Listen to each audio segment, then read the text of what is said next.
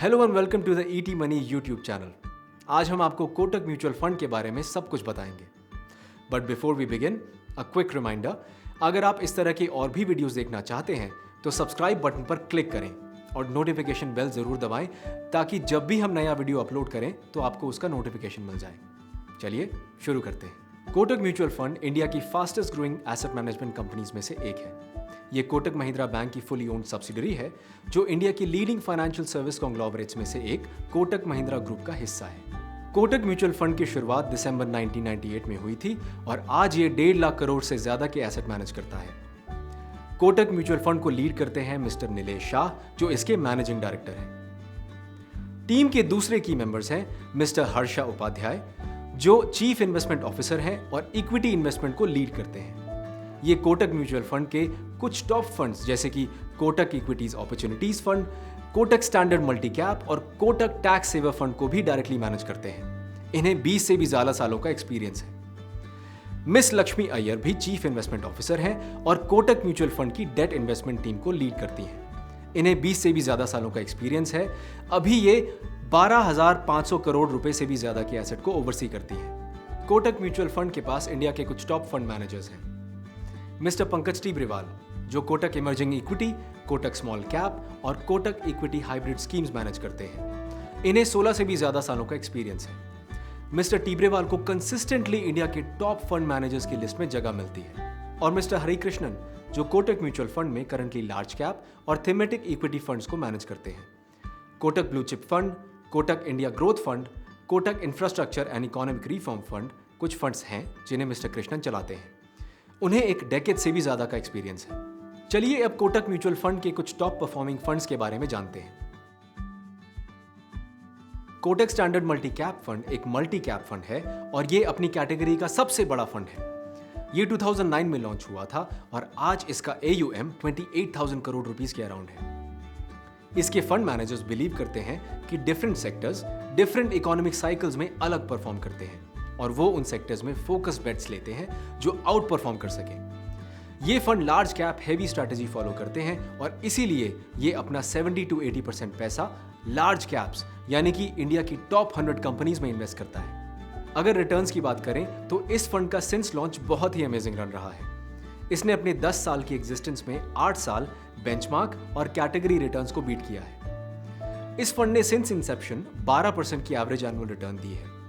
इसका पिछले 7 सालों का रिटर्न 16% है जो कि कैटेगरी एवरेज और बेंचमार्क रिटर्न से अराउंड 3% ज्यादा है। हमने अपनी फंड रिव्यू सीरीज में इस फंड का डिटेल रिव्यू किया था। उस वीडियो का लिंक नीचे डिस्क्रिप्शन में दिया गया है, इसे जरूर देखें। कोटक इमर्जिंग इक्विटी फंड एक मिड कैप कैटेगरी फंड है। ये 2007 में लॉन्च हुआ था और आज इसका AUM 6,400 करोड़ रुपीस है। ये फंड स्टॉक पिक करने के लिए growth at reasonable price strategy को फॉलो करता है और एक बार स्टॉक खरीदने के बाद उसे लॉन्ग टर्म के लिए होल्ड करता है।